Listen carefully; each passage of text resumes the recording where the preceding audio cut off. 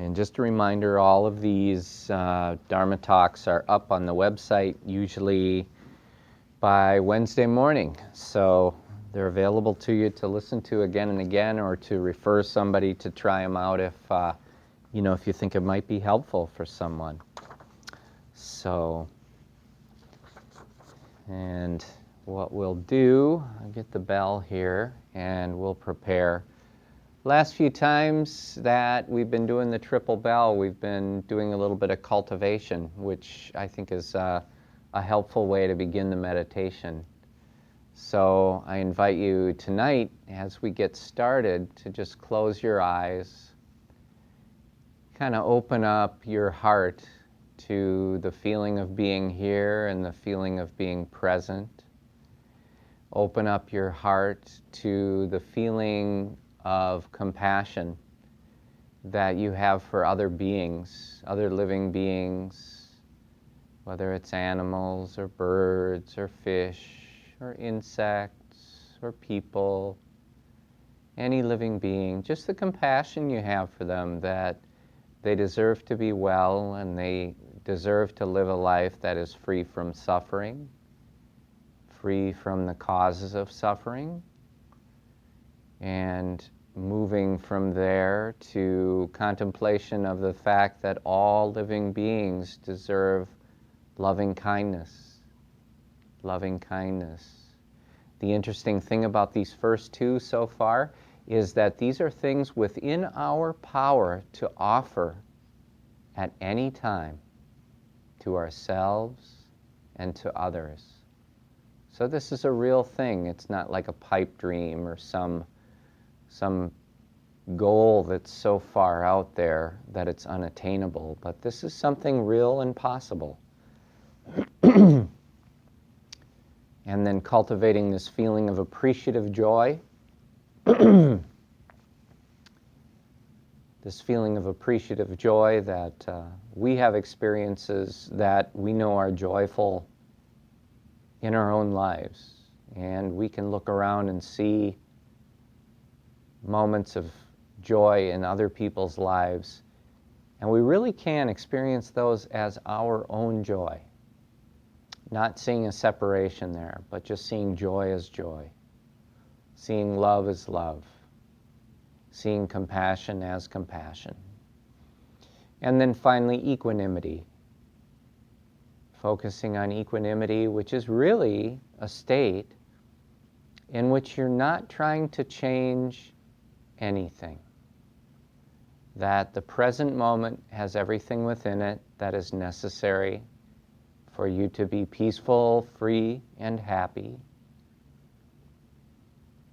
And that by letting go of ideas about what is missing, you find that you can be much more grounded, satisfied, and happy with what is true in the present moment. So may we all cultivate these positive states as we practice this evening together and as we listen to the Dharma talk. And may the merit that we generate and cultivate as a result of this practice, may this go out for the good of all living beings.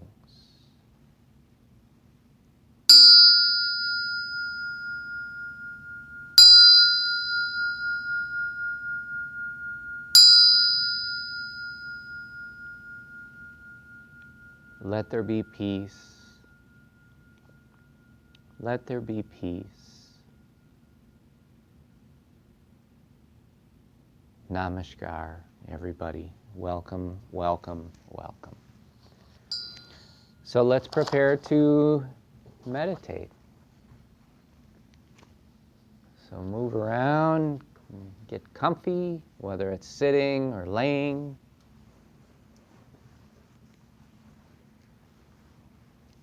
What Linda's doing is a good idea. What Joni's doing is a good idea. If you feel like your feet are not comfortable, if you're using muscles to kind of hold your feet up, you might want to use a mat or a cushion. Yes, or if you have short legs.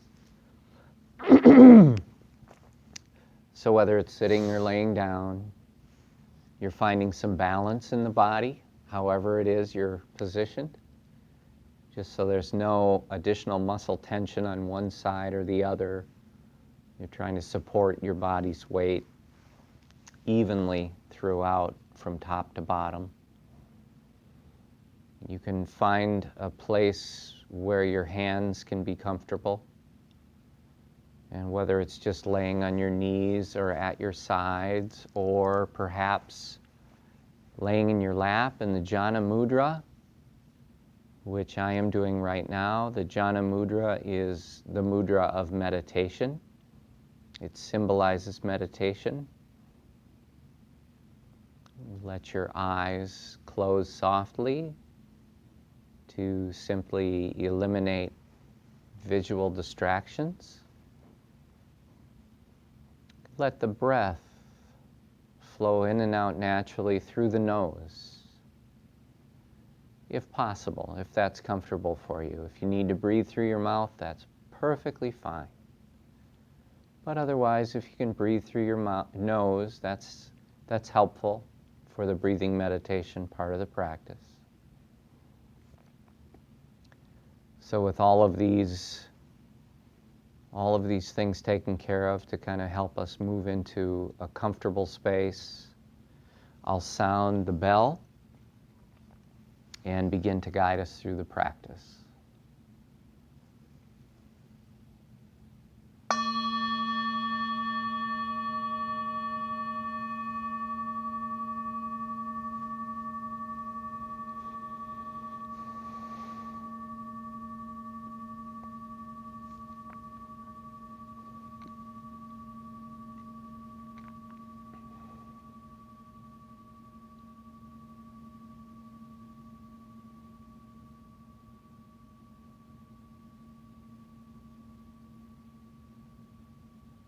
Follow the sound of the bell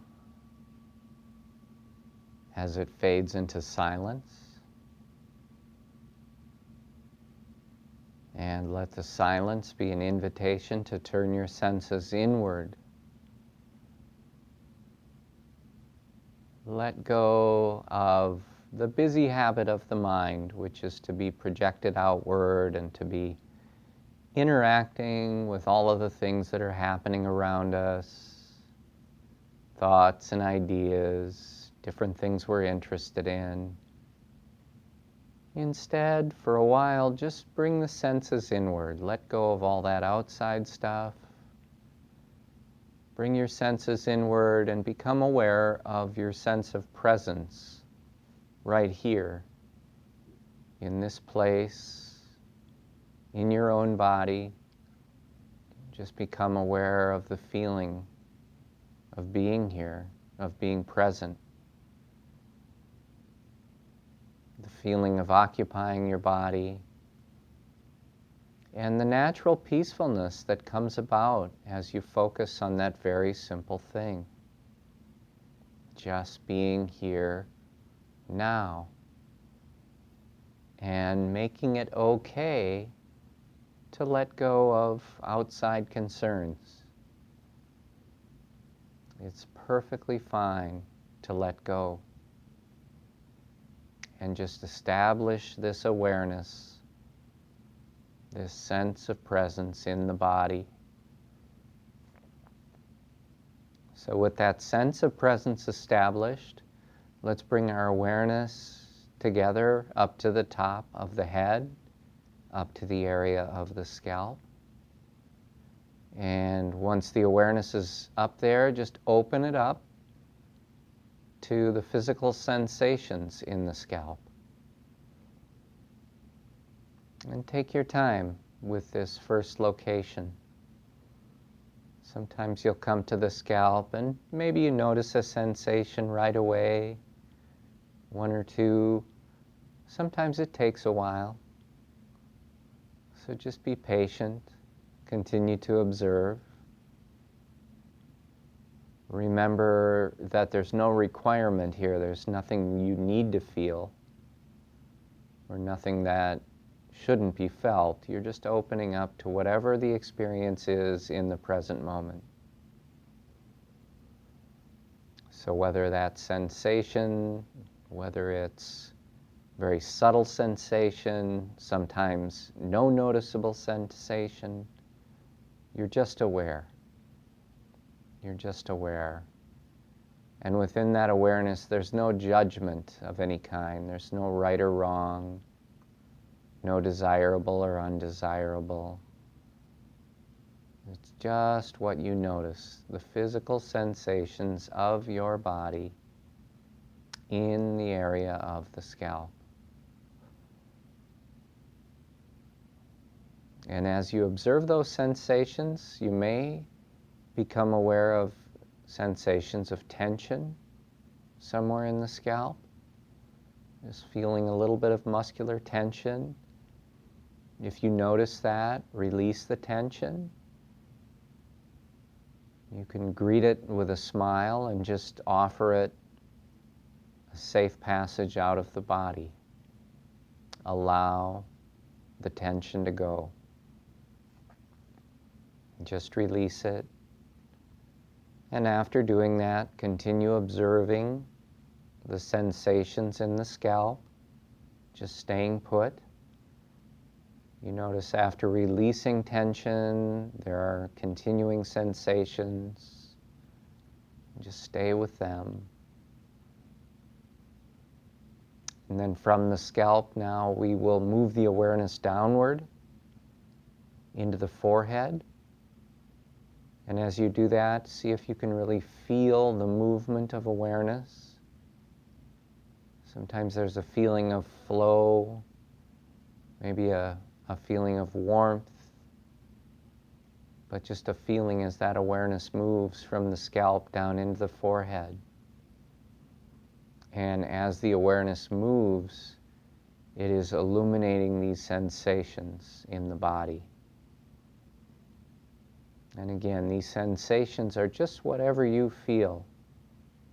No right or wrong. It's just what you feel in this moment. Sometimes sensations are gross, very noticeable. Sometimes they're very subtle, barely noticeable. Allow the awareness to spread through the temples. Allow it to flow downward through the eyebrows and into the eyes. And observing the sensations in these areas. Any tension you come upon, once again, you just guide that out of the body. There's no aversion or resentment to the tension. It's just noticing something that is not necessary in this moment. And so it can be guided out with great compassion and kindness, just released from the body. After tension is released, just continue to observe the sensations that remain. In this continuity of awareness, you find increasing peacefulness. And now from the temples, we'll let the awareness move downward into the ears. Open up to the sensations in the ears. The ears are very sensitive parts of the body, sensitive to heat and cold, sensitive to touch. Sometimes there's tension in the ears. If you discover tension, just release. We want to meet the tension in our bodies with just an immediate releasing, an immediate surrendering of that tension, allowing it to leave the body, just finding real peace. Real peace. That is our response to tension. Allow the awareness to move forward from the ears and feel it as it begins to move through the face. Again, really try to feel the movement of the awareness, passing through the cheekbones, through the flesh of the face. Feel it moving down through the eyes, passing through the bridge of the nose, moving downward into the lips, through the mouth and chin. Open up to the sensations. Remember, the sensations we encounter are often sensations of temperature, detecting warmth or coolness through the skin. And sometimes those sensations are detecting air movement in the atmosphere of the room, air movement across the skin. And sometimes there are sensations on the surface of the skin like a tickle or an itch or a pulsation. Let any tension go as you move through here. Let the jaws soften. If the teeth are clenched, let them release. Let the lips and the mouth, let that all soften. Allow that tension to leave the body and maintain your continuity of awareness, just feeling the peacefulness, the sensations in the present moment.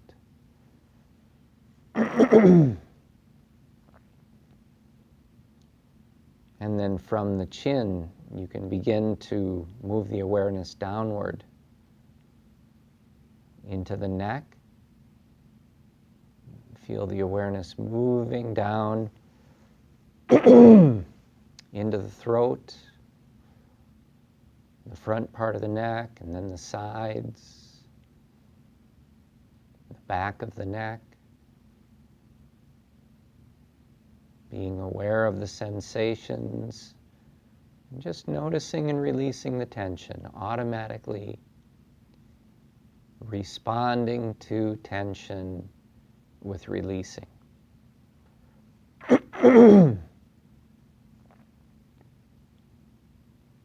Observe as the awareness moves downward from the neck into the shoulders. Feel it moving outward. Observe the sensations in the shoulders, feeling of contact between your skin and your clothing. Sometimes a feeling of contact between your shoulders and the chair or the floor.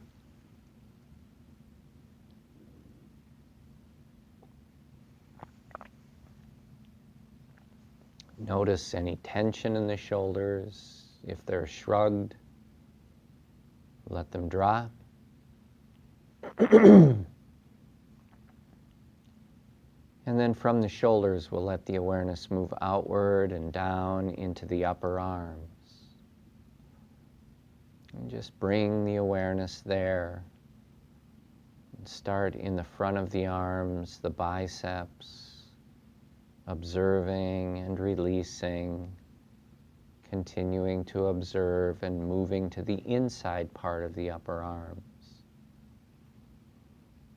And there, observing and releasing, continuing to observe and moving to the back part of the upper arms, the triceps. And again, just following that process of observing, releasing, continuing to observe, and then moving to the outside part of the upper arms. Just continue with that process. And then from the upper arms, guiding the awareness slowly and gently down through the elbow joints now. Maintain that awareness of sensation. Again, temperature, air movement, sensations on the surface of the skin, sensations of contact between the body and other surfaces. And passing through the elbow, letting the awareness move through the forearms. Feel it moving downward toward the wrists. Observe this very soothing movement of awareness. Letting go of tension. Passing the awareness through the wrists into the hands. And then once in your hands, just observing the different parts, the heels of the hands. There are different sensations there. And if you move the awareness a bit further into the palms of the hands, you'll notice sensations there. Bringing awareness around to the tops of the hands, you'll become aware of sensations there. And then moving into the thumbs and the fingers, there's awareness of sensations there. And just a letting go, surrendering of all tension. And then let's move the awareness down into the fingernails, the fingertips and the fingernails. And for a few moments, just be patient there, opening up awareness to sensation. And you may begin to notice just a very subtle vibration in the fingernails, a very subtle pulsation. Maybe there's really no word to describe it, and that's fine. Just observe. And then from the fingertips, the fingernails, we'll maintain our continuity of awareness as we move to the top of the chest, starting with the collarbones, and then letting the awareness begin to drift down through the chest from the collarbones. Feel it as it passes down through the tissue of the chest and down, all the way down to the base of the sternum. As that awareness moves, you're just noticing sensation, not judging, not evaluating. Any tension you encounter, you're just letting go. Just letting go. That's the response. Once at the base of the sternum, you can move the awareness outward throughout the rib cage. Feel yourself letting go of tension. Feel the awareness of sensation as a stabilizing factor in your consciousness. Awareness of your own bodily sensations is an awareness of what is true in the present moment. Nothing is imagined. Nothing is feared, just the truth of this moment. And bring the awareness to the underarms now. And feel as that awareness drifts down through the sides of the body. Feel it moving all the way down to the waist, illuminating all of the sensations in the sides of the body. And then bringing that awareness forward into the belly.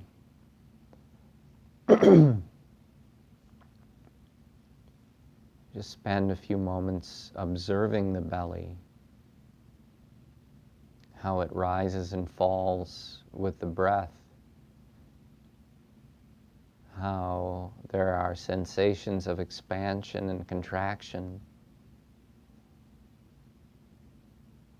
Allow any tension in the belly to leave the body freely and unconditionally. Just let it go. Let the belly soften, continue to focus on the sensations. And don't worry about naming these sensations or identifying them in any way. Just have the experience. And from the belly, again, we'll maintain our continuity of awareness and bring that awareness around to the top of the back. We can start with the base of the neck. Allow that awareness to move downward through the shoulder blades and kind of spread out through the upper third of the back.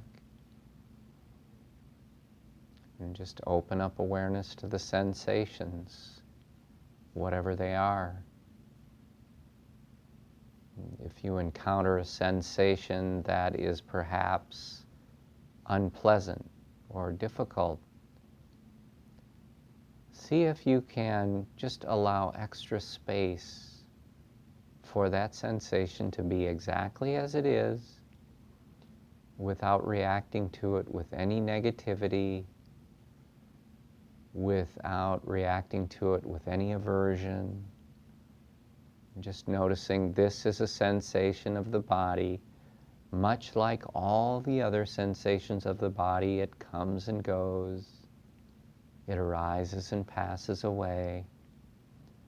And if you push against it with the mind, if you generate aversion or disliking towards it, it serves to intensify the sensation.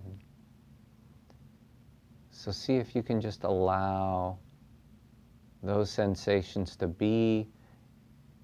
Expand your awareness in such a way that those sensations have all the room they need. And just release tension. Keep the awareness flowing through the body. Move the awareness downward through the middle third of the back now. Just repeating those little processes, those little ways of dealing with tension or with unpleasant sensations. Down through the lower third of the back now. And then we'll begin to move that awareness into the sit bones, down through the pelvis and through the hips. Observe the sensations here in these parts of the body. There are often sensations of contact, whether we're sitting or laying. We might notice the sensations of bearing weight, or sometimes there's the sensation of contact between our bodies and the clothing that we're wearing. So just be aware, and if there's any tension anywhere in there, just allow that to go. Stay present with the mindful awareness of sensation, and then guide it from the pelvis down into the thighs. And start to move through the thighs systematically, attentively, through the tops of the thighs, just noticing and releasing. Then to the outside surface of the thighs, again just noticing and releasing. Moving to the underside of the thighs, noticing and releasing. And then the inside part of the thighs, noticing and releasing. And then feel that movement of awareness as it begins to pass down through the knee joints. Noticing all of the sensations as we move down into the calves and the shins. And letting go of any tension we discover. If the feet are flexed in any way, causing tension in the muscles of the calves or the shins, see if you can just release that. Let the feet flatten. Move the awareness further down into the ankles now. Feel that awareness moving through the ankle bones, down into the feet. Feel that flow. Feel that movement of awareness moving into the heels, illuminating the sensations in the heels. And if there's tension in the heels, we release. And then in the soles of the feet, we observe the sensations. We let go of any tension that's there. In the balls of the feet, we do the same. Moving to the tops of the feet, observing, letting go. And finally moving down into the toes, with awareness in the toes, focusing on the toenails, objectively just open to any sensation that arises. And sometimes we experience that very subtle energy in the toenails. From the toenails, again, we'll maintain the continuity of awareness that we've developed, and we'll bring the awareness back up to the top of the head, once again to the area of the scalp. And this time, at your own pace, you can just move your awareness back down through the face and neck and shoulders. You can take your time, do it slowly if you like. You can do it more quickly if you like. But you'll notice how even moving through quickly with awareness, that you really can observe sensation, notice and release tension, and continue to observe sensation. You can do that all in just a fraction of a second for an individual part of the body. And you can move that awareness down from top to bottom. Just allow that to happen. Take note of these places in the body where the tension has returned. Sometimes you'll notice that you've released tension in a part of the body and it remains without tension. It remains soft and relaxed. And then there's other parts of the body where maybe tension has crept back in. And so in these parts of the body, we'll pay special attention for a moment, offering extra compassion and just releasing that tension over and over again. Noticing, I see you, tension in the body, and I set you free unconditionally. You can let this be your response. I see the tension in my body, and I let it go unconditionally. And in this way, we're letting go of the latent energies in the body and the mind that sometimes regenerate tension, regenerate stress and anxiety. We're just letting that go. We're removing it at the root level. We are eliminating it as a habit of the mind. And then once you've had a chance to move your awareness through, you can bring it up to the base of the nose. And we'll begin by focusing our awareness on that little patch of skin beneath the nostrils and above the upper lip. And just focus awareness there. Focus awareness until you become aware of some sensation. And this is when you really know that you've made contact with a part of the body.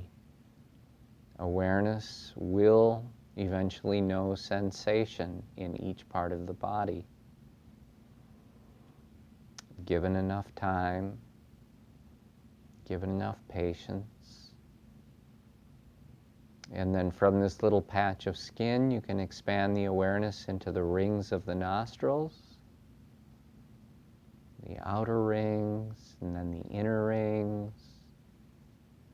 Focus on them until there is a knowing of some physical sensation in the rings of the nostrils.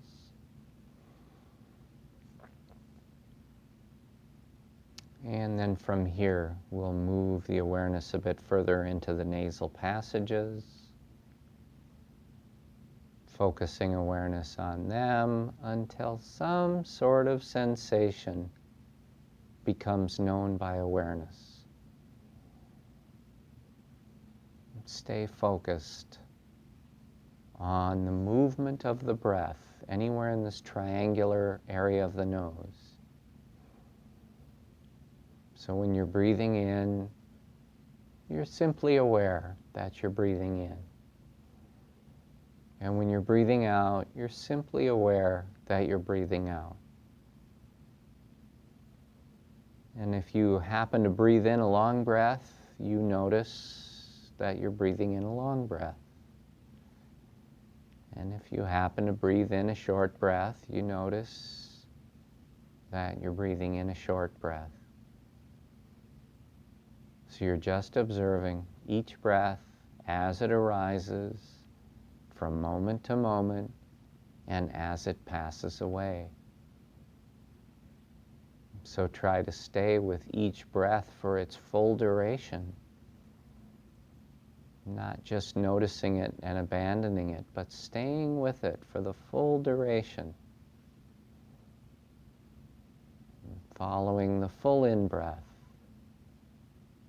Noticing as it slows and pauses and reverses direction, and it becomes the out-breath. And then stay with the full out-breath, really observing it, paying attention, letting it be important. Follow the in-breath, follow the out-breath. And just remain focused on the triangular area of the nose. And you'll become aware as you do of a feeling of touch somewhere in that triangular area of the nose as the breath goes in and out. There's just this feeling of touch on the in-breath, feeling of touch on the out-breath. And if you continue to focus on that, you will begin to notice some subtle sensations. When you breathe in, there's a dryness, a quality of dryness to the air upon the in-breath. And then when you breathe out, there's a quality of moisture to the out-breath. So you can notice that sensation as you breathe. Breathing in, there is a sensation of coolness. And breathing out, there's a sensation of warmth. So you're just observing movement of the breath, the touch of the breath, the length of the breath, the duration of the breath, and the sensations of the breath. And as we practice this way, it is very likely that distractions will come up. And distractions are natural, they're normal. When distractions come up, they're usually in one of three ways. Sometimes a sound. We'll hear something and the mind will temporarily leave the nose and the breathing and it will follow the sound. This is one of the habits of the mind. And so what we do in that moment of noticing is we just gently return the awareness to the nose.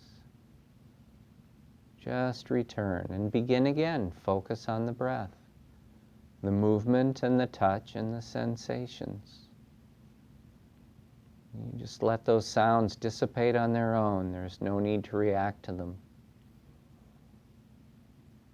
Sometimes the second way we become distracted is there will be a strong sensation in the body. And maybe it's a little fatigue building up, or sometimes a tickle or an itch. And in the moment that we notice that the awareness has left the nose and the breath and is now following a sensation, we use this opportunity to guide the breath back. It's just a very gentle guiding. Just guide it on back. Return to the breath. Let go of the sensations. Pretty soon those sensations will dissipate on their own. There's no need to waste any effort on them. And then sometimes we'll find that the mind wanders away in thought. We might be remembering something, a conversation, or we might be thinking about a plan for the future. And if you notice that happening, in that moment of noticing, just guide the awareness back to the nose, back to the breath. There's no problem.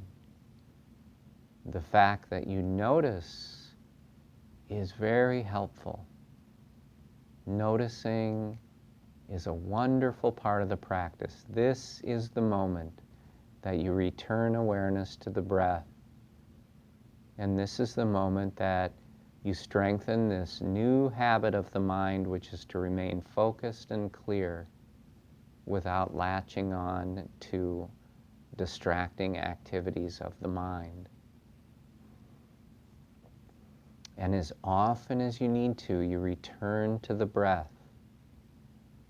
Even if it's once every 5 seconds, just keep returning to the breath. Remain focused. Let's share a few minutes of silent meditation together. Just stay with your breathing, stay with your breath, stay with the triangular area of the nose. And in a few minutes, I'll sound the bell to end the meditation practice.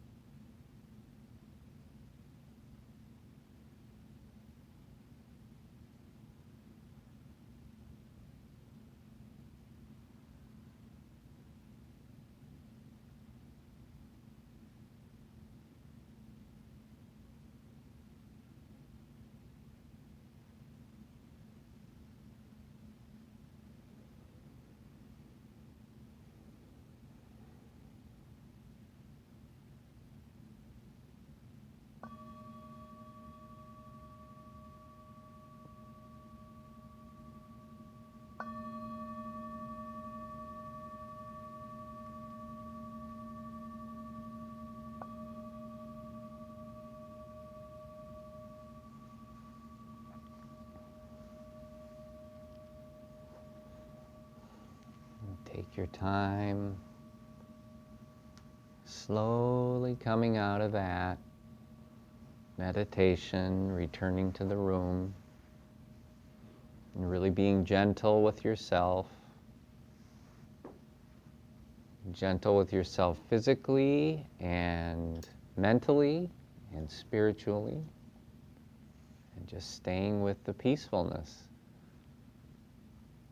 The peacefulness that you created and that you cultivated from within your own body. Just a wonderful thing.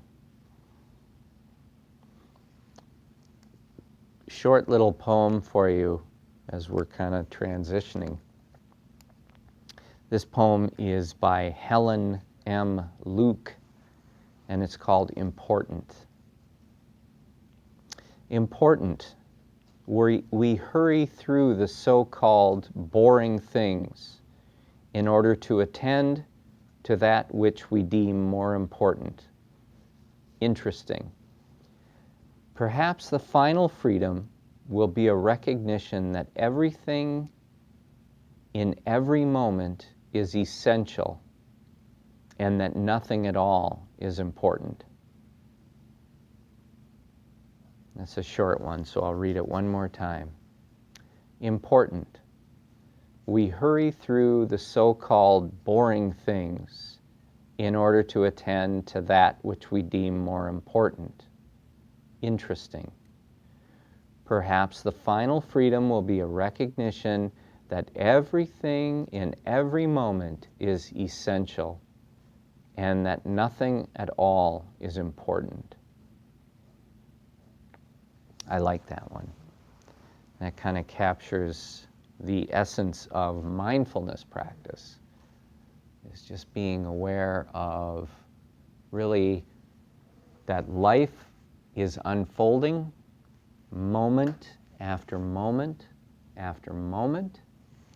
And as soon as we sort of deem something as that's important, then we're saying, then this isn't. You know, by saying one thing's important, we're saying that this is not so important.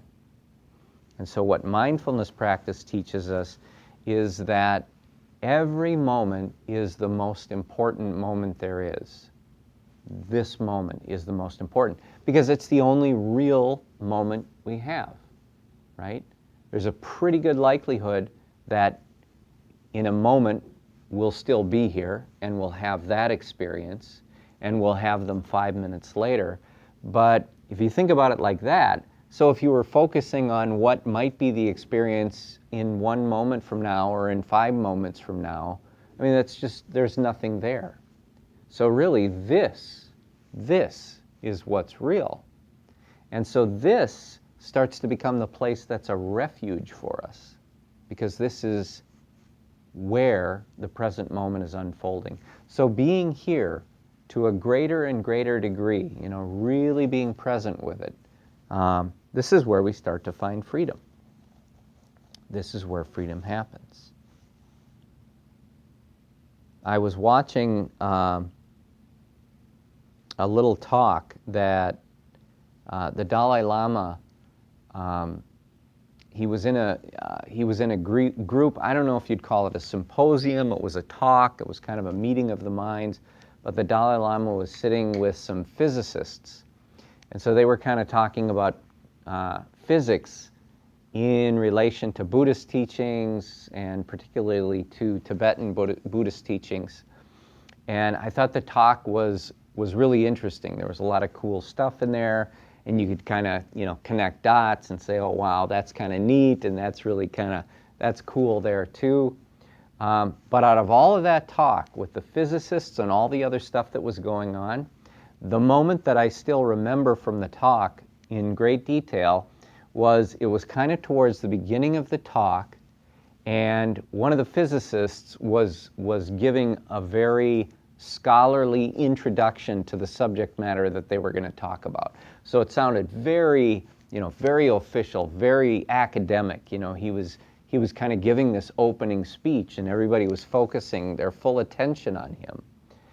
And there was one moment, just right into maybe, you know, 1 or 2 minutes into this opening speech or opening statement, and the Dalai Lama, who was there up on the stage or in this area, he just completely stopped and went to greet someone that was an old friend that he hadn't seen for a long time. He noticed that this person had come in. And so for him, that was essential, you know? That was the experience of the present moment. And it wasn't that he was being disrespectful to the speaker, but I just thought of it, yeah, in terms of, you know, kind of Western thought, yeah, we would be stoic and we would sit there and you know, be quiet and let the guy do his thing, and then afterwards we'd go greet the other person. But for the Dalai Lama, there was nothing more important than, here's this person. You know, here you are. I haven't seen you for a long time, and there you are, and, you know, so, and then one of the things the Dalai Lama likes to do, which I think is beautiful, is he'll come up, he holds the person's face, and he holds his forehead against that person's forehead. And I just think that's really a beautiful expression of love. So, anyway, just kind of a neat thing, and it goes to what really matters, you know, what really matters. Because ultimately, if you think about it, or if you had seen that talk, really everything they were talking about was just sort of scientific speculation, and, you know, it was just all really cool ideas, and it was fun. But what was real in that whole talk was that moment of love. That was the only real thing in all of that. So, pretty cool stuff.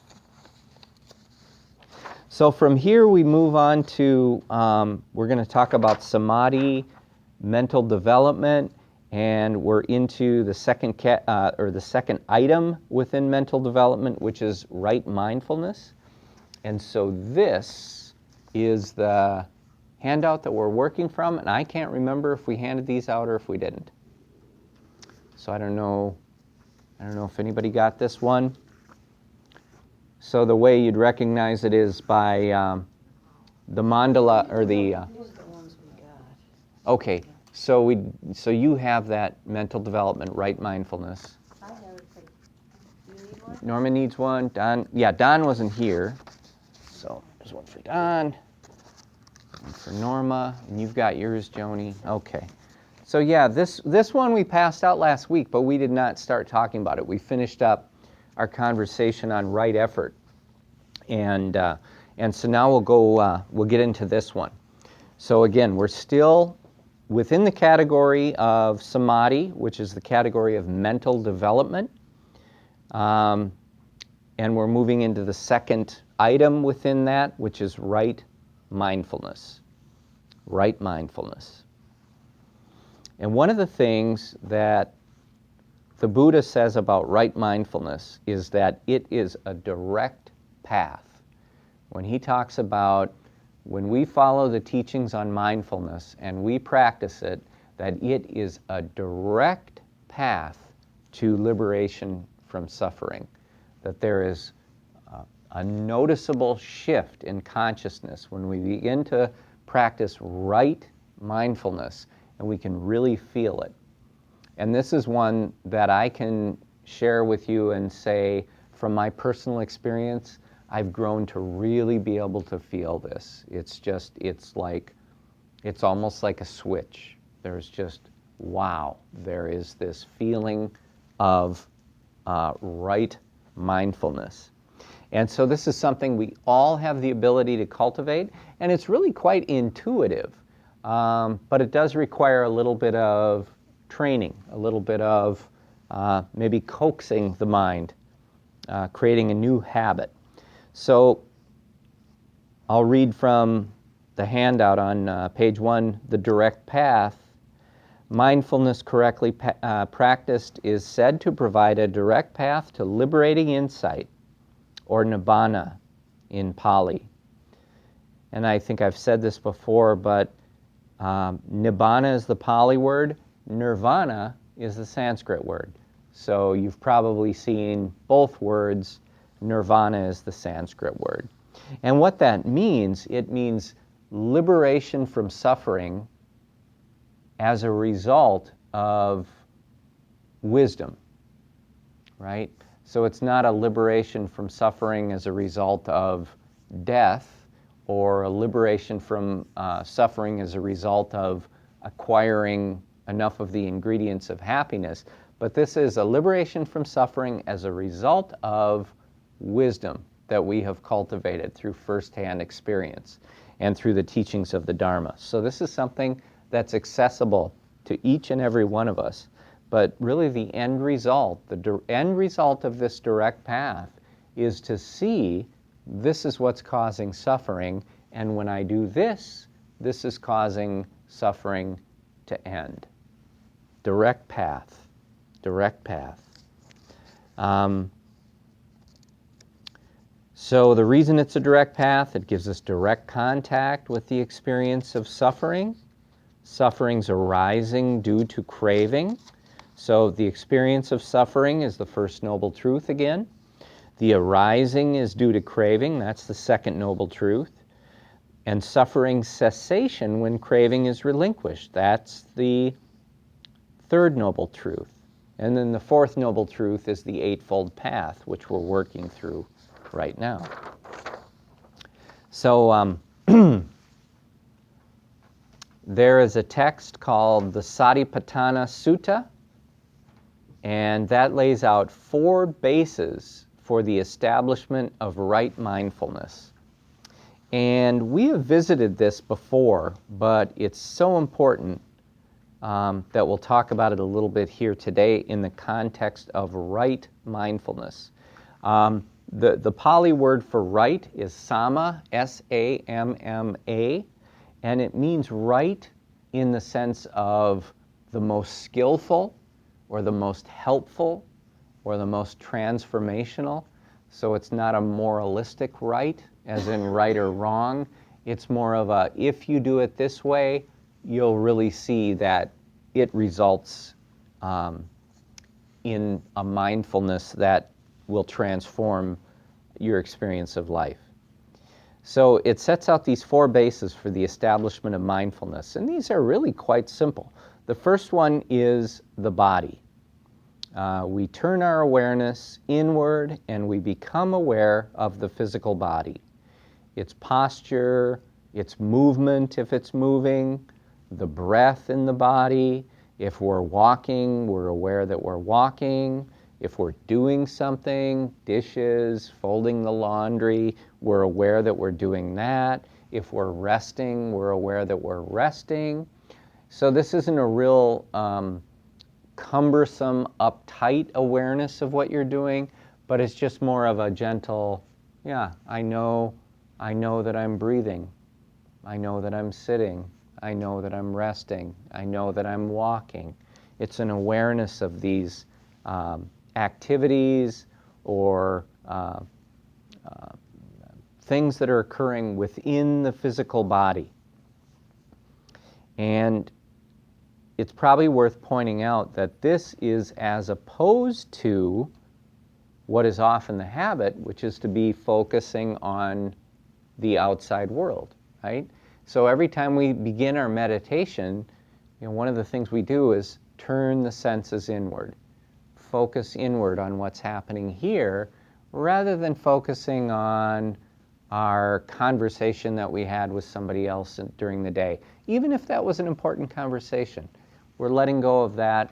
We're working on what is going on within the framework of the body and the mind, turning the senses inward. The next thing we become aware of is the feelings within the body. So every time the physical body makes contact with some form, whether it's here's a form,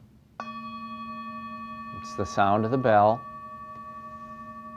We call those sound waves form.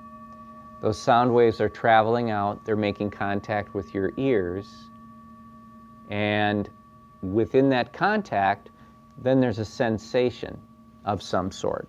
So every time some form meets one of the sense faculties, the result is a sensation. And in the Buddhist teachings, those sensations are divided into 3 categories, just kind of simple categories. They're either pleasant, they're unpleasant, or they're neutral. They're neither pleasant nor unpleasant. And the same the same form can be different at different times, right? So the sound of the meditation bell at the beginning of a practice might have a little bit of a feeling tone that is different from the sound of the meditation bell at the end of the practice, right? Or as I've shared, when I've been in long-term retreats, they use the same bell for everything as a notifier. And so the 4 a.m. bell to get up and go to the meditation hall, that usually is an unpleasant sound. But then that bell at 8 a.m. that you can go eat breakfast, that's a pleasant sound. And so we become aware of how the same form in different contexts can represent different sensations or feeling tones. So it can be pleasant at some times and it can be unpleasant at others. So that kind of brings to mind an interesting topic, which is, well, how can the same thing be producing different feeling tones at different times? And the reason for that is because of our conditioning. Our mind is involved, and our mind, through conditioning, is saying, waking up at 4 a.m., no fun, having breakfast, fun or pleasant, right? So the same thing can provide different sensations.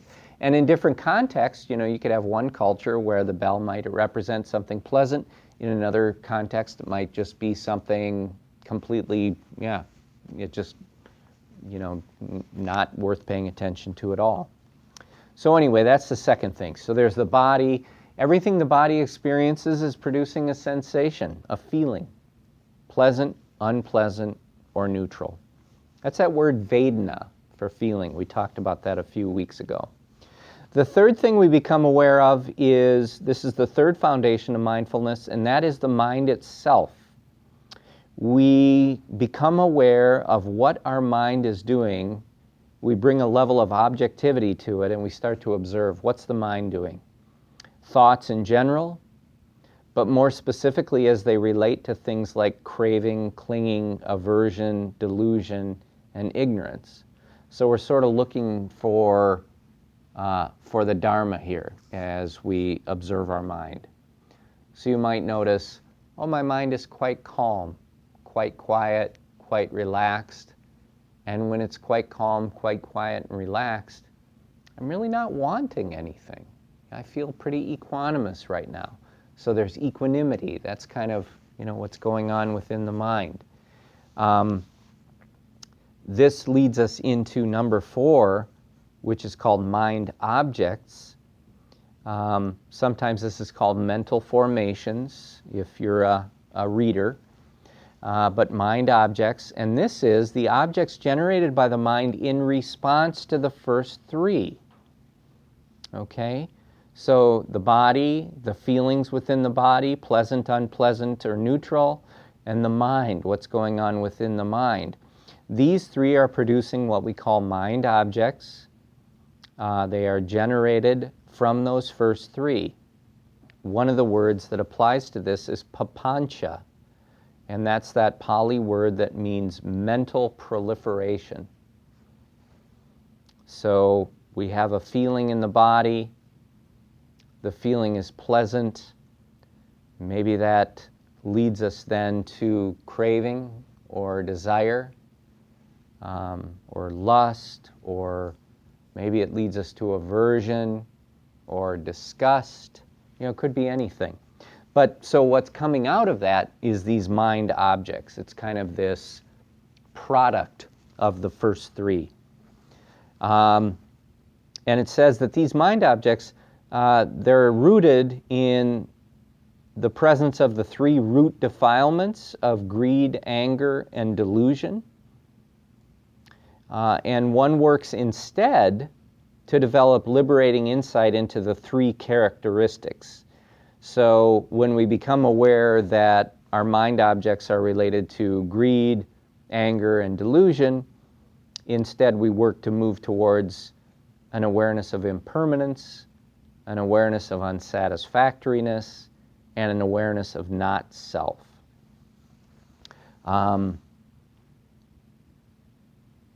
the Buddha says that there are three characteristics that mark all phenomena.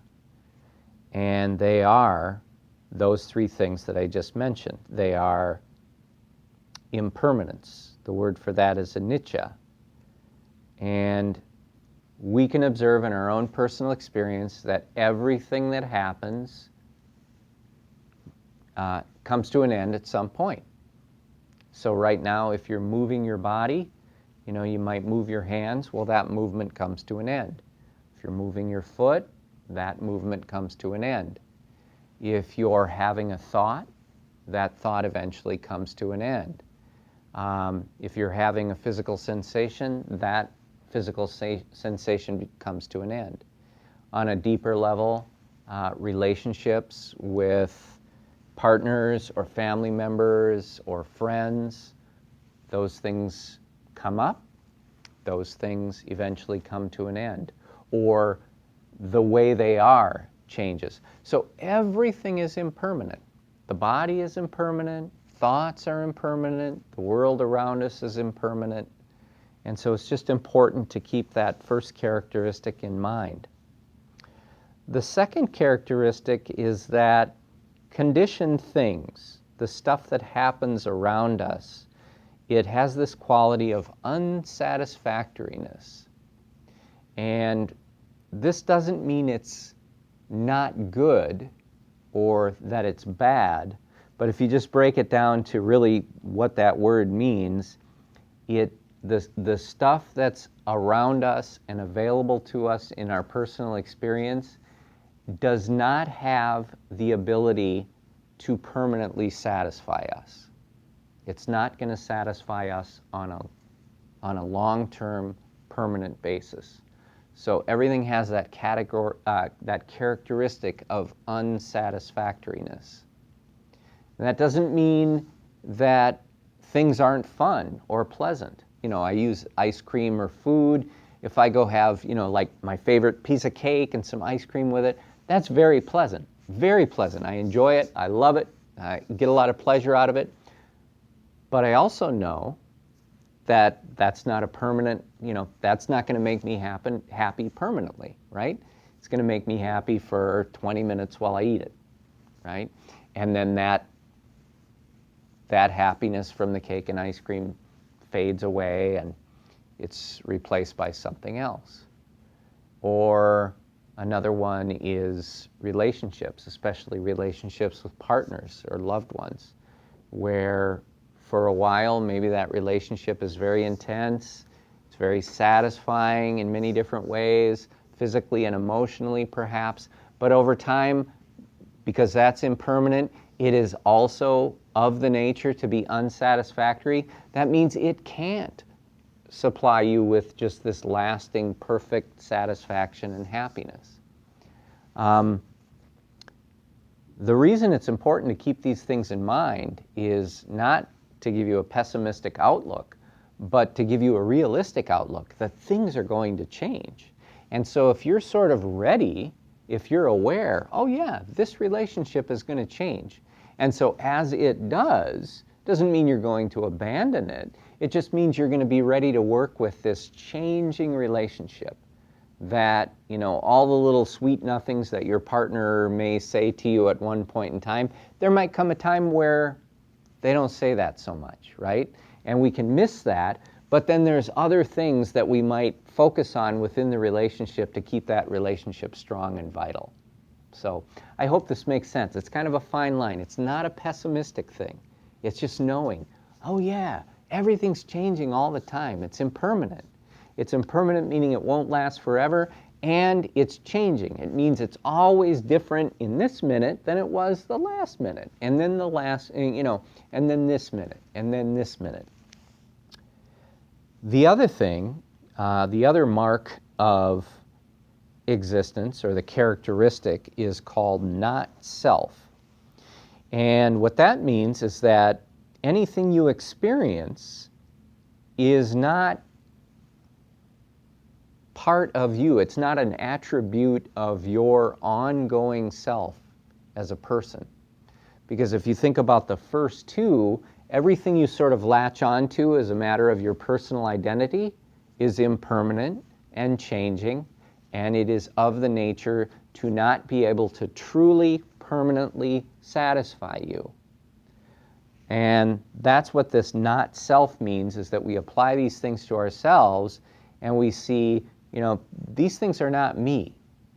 This is not who I am. So if you are not deriving your identity and your sense of self-worth from all these little individual things that are happening, because you know they're impermanent, you know that they're unsatisfactory on some level, you know that they're not part of you, this really changes your relationship to the world around you. And not in a negative way, not in sort of a nihilistic way, but in a way that's like, wow, that's liberating. And later on we'll get into something where, the Buddha says that all conditioned things are impermanent. And all conditioned things are imperfect or unsatisfactory. And all conditioned things are not self. They're not us. But he points to something that is not conditioned, that is us. And that's kind of what we're leading towards, that there is this aspect within us that is beyond the conditioned, beyond the impermanence, and beyond the imperfection and the unsatisfactoriness. I understand all these principles that you just described, but I think where I get confused is calling something mind objects. That's not thoughts. When you say mind objects, that's where I get confused. We sort of build a little story around stuff that happens, and so there are thoughts around it, but a lot of times there's sort of this, we take it on as a part of our identity. We take it on as something we fight against, something we despise. We sort of take these different things on and we say, this is part of who I am. So mind objects, they are thoughts, but they're kind of these developed thoughts that tend to be based on the three root defilements, which are greed, anger, and delusion, or greed, hate, and ignorance. So I don't know if that helps clarify that a little bit. They're thoughts, but they're thoughts that are conditioned by greed, anger, and delusion. And when we take those things that are conditioned like that, our tendency is to latch onto them and say, okay, this is part of me. So a big one might be when you're working. If you're in your career in the professional world, you latch onto that as, this is me, this is who I am. I am this person who does this. And if that job comes to an end, sort of the foundation upon which you built your idea of self, that just disintegrates right away. And that's an example of that impermanence. Or you might be in a relationship with somebody, and over some years, that relationship that maybe you identified with, and I am a spouse, or I am a partner, or I am in love with this person, and this is our relationship, and maybe something changes. Maybe that relationship begins to not be something that is workable for the two people involved, or maybe the other person passes away. And, so here's another thing that was kind of the foundation of our ideas of self, and we find that just passes away. That can disintegrate in a flash. So what this is telling us is that things are impermanent, always changing, always changing. And because they're always changing, they really don't have the capacity to satisfy us on a long-term permanent basis. But if we're aware of these characteristics, and we're aware that these things are not defining who we are, and that they are not attributes of us, then we get to a place where we can start to get free of this, right? So, the conventional thinking is that these things we rely on psychologically to kind of give us a feeling of safety and stability. But in reality, because we're latching onto things that we know are permanent and we know are imperfect, we're actually doing the opposite. We're betting, we're putting a lot more, it's like we're laying down more and more money on this one hand, and we know sooner or later it's going to come to an end. So hope. This is like ego. The ego will not allow you to let go of certain kinds of things that want to make it like personal, like things are about me, and they really aren't. Yeah, and sometimes I use the word ego, and sometimes in Western psychology that can have its own connotations that are a little different. So yeah, a lot of time. So you're right, Joni, on that. You're right. We are talking about ego. Buddhism just calls it self, this idea of self, and this idea of not self. So anything we can look at has these three characteristics: impermanence, unsatisfactoriness or imperfection, which means it does not have an intrinsic quality that will lead to ultimate happiness. And then also that anything we look at is not us. It's not a permanent part of who we are, because they're always changing. They're impermanent, they're imperfect, they're not self.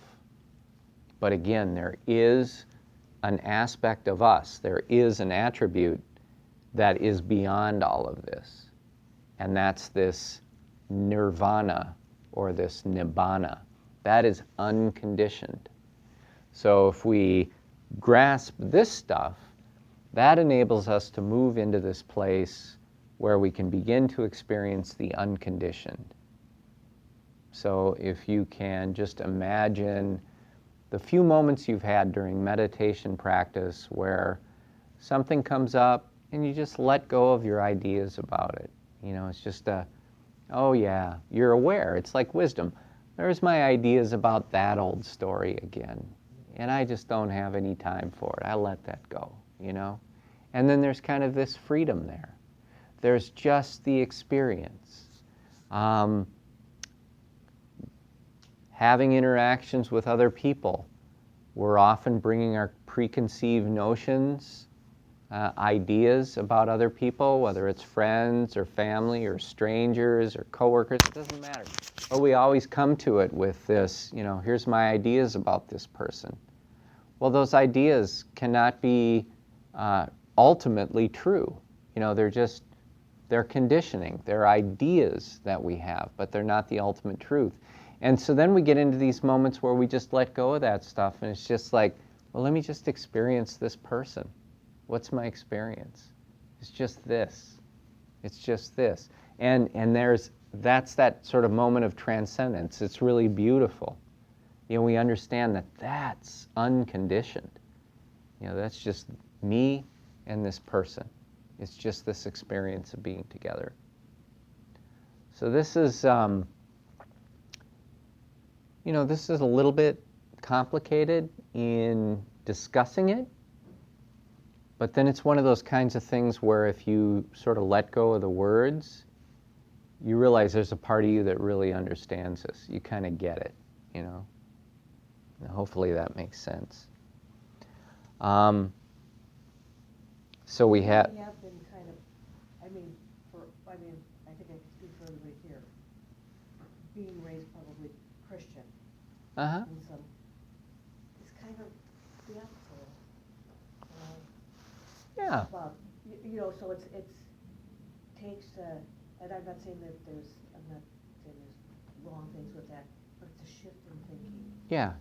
About we're all really important, but we're kind of not that important. You know what I mean? It's like all living things are important. Mm-hmm. But I'm not more important Right. Or less important. Mm-hmm. And that sometimes is kind of hard to, we've been taught some of those things about Yeah. everlastingness and trying to make things permanent. Right. There's They're really not. there's a neat um, there's a neat passage in the Tao Te Ching that, and I'm paraphrasing here, but it says something along the lines of, as soon as you make something beautiful, you're making something else ugly. And as soon as you make something right, you're making something else wrong. And so maybe, yeah, the Judeo-Christian culture that we grew up in, and in no way am I, am I saying anything negative about it. It's just a different way of looking at things where there's a lot of judging. This is right, this is wrong, this is evil, this is sinful, those kinds of things. And really what they're doing is kind of immersing us in this world of trying to rely on things that are impermanent, imperfect, and not self. We're trying to rely on all these things for that. We want the impermanent to be permanent. We want the unsatisfactory to be ultimately satisfying. And we want the attributes that are really not us, we want them to be us. And so that's been our experience, is to go out and try and make life fit that model. And then we realize that doesn't work. You can't do it. The result is always suffering. Every time you go out and you try and build that out, the result is suffering. And part of that is just, by me saying this religion is the right religion, then I'm pretty much saying that this religion is the wrong religion. Or if I'm saying this political party is the right political party, then I'm saying this political party is the wrong political party. And I think it's like with the yin and yang. I mean, people really need to understand that it isn't necessarily a good or a bad. Mm-hmm. It's just like you need the day, but you need the night. Yeah. That's just how it balances. Yeah, and so in a lot of the Buddhist teachings, you could almost boil it down to just moving through life and saying, there's just this. There's just this. And now there's this. And now there's this. And so if you get rid of that sort of always wanting to reference it to the past, or always wanting to tie it to the future, and you just get to there's just this, it kind of changes everything. There's just this. Well, then what's important when there's just this? It's whoever's in front of you. That's the most important person in the world, right? It's whatever's in front of you. If you're having a cup of tea, that's the most important thing there is. If you're scrubbing your toilet, really, seriously, that's the most important thing there is, because that's what's happening in that present moment. If you want to kind of play escapism, and instead, while you're cleaning the toilet, you can imagine, the last time you did something super fun. You can do that. But really, in doing that, there was a moment of time where you used craving or attachment to try and get yourself through the present moment. And what the teaching says is that if you were to let go of those ideas that this is somehow not a good experience, or something to be kind of pretending we're doing something else while we're cleaning the toilet, you're really missing out on life. And so there's this immediate feeling of, this isn't real. I'm not being my authentic self. A lot of times it's just at Walmart. Like, if I'm standing in line and I notice the person just in front of me is not really engaged at all with the cashier. Mm-hmm. They're just sitting there, like, not paying any attention to the person or whatever. Then I always make a purposeful effort to say, hello, Mm-hmm. and just, and it's just amazing how different they start acting.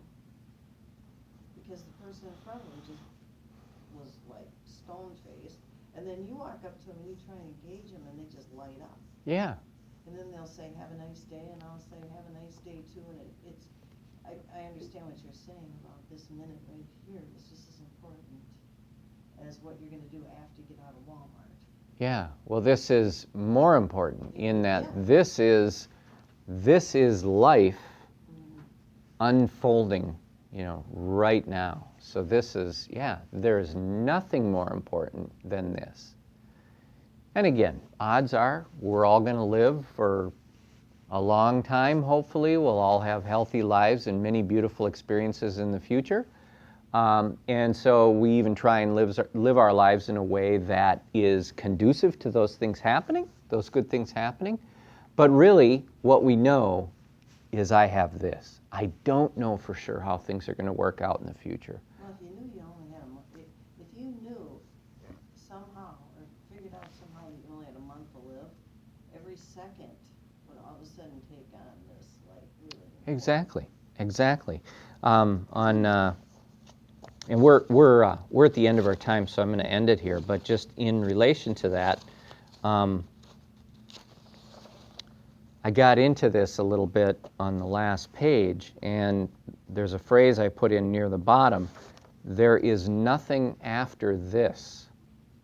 And this is a phrase that I use a lot of times as I'm just going through my normal day. Because kind of our default setting is, after this, I'm going to do this. Washing my hands so I can cook, and cooking so I can eat, and eating so I can go work, and working so I can make money, and making money so I can buy stuff. I mean, that's kind of, the mind is always on that next step. But what if you were to say to yourself, there's nothing after this? Not in like a doom and gloom way, but in a way that is highlighting, this is everything. This is everything. So there's nothing after this.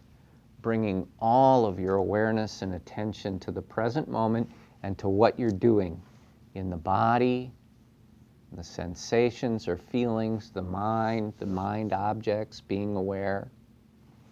So, I just had, I think that because about being here and now, I think that's why some people like to get stoned or drunk or whatever, because that really does make you live in it. I mean, I'm not saying that, I'm not condoning that, but that is something that does, doing that makes them in that moment right there. mm-hmm. And learning how to do that without a chemical or a drug or something, but you know what I mean? Mm-hmm. It's like Yeah. feeling alive right now. Yeah. Like in this moment. And Yeah, I think I understand. I think that obviously the problem that comes about is that stuff that can work for a little while, but then for a lot of people it turns into an addiction issue. But a lot of times when I look at it, I think this is, if the present moment is not, if we deem the present moment as substandard, not good enough, then we need to add an intoxicant to it to make it through. So that really our addictive tendencies, they manifest themselves as not being okay with being in the present moment as it is. And so that's what we need to address. That's oftentimes the thing I think about when I hear of like the addiction epidemics in different parts of the country, the opioids and so forth. The first thing I think of, and nobody ever says, is what is the pain that people are experiencing in their lives, the suffering that they're going through, that makes them feel that it's necessary to medicate themselves beyond feeling. That to me is the real issue. You got to get to that. What is the despair in our culture, the deep despair that makes people want to escape their normal consciousness? What is that? Why is it? So it that's just seems like this would be a really important part of recovery. absolutely. I mean, Absolutely. And one of the things I've always wanted to do, and I think we'll do this at the meditation center, is kind of have a mindfulness-based recovery where we kind of work with some of these things. Not instead of other 12-step things, but in addition to, kind of a nice balanced diet. But we went over on time, so I'm going to end it now. And so let's just take a moment before we leave, and we'll pick this up again next week. I think this is awesome because right here with the stuff we're talking about, this is really us getting to the point where we're grasping, we're really getting to the understanding of what we're talking about here. That's why this is so helpful and so important. So, but before we go, let's just cultivate a little compassion together. Very simply, may all beings out there, all living beings, may they all be free from suffering and its causes. May they all be well. All beings. And may all beings be surrounded by love and kindness. May all beings be happy, joyful. And may all beings be equanimous, free, peaceful, needing nothing, wanting nothing. And may you, sharing this room and this time with me tonight, may you all be truly, truly happy.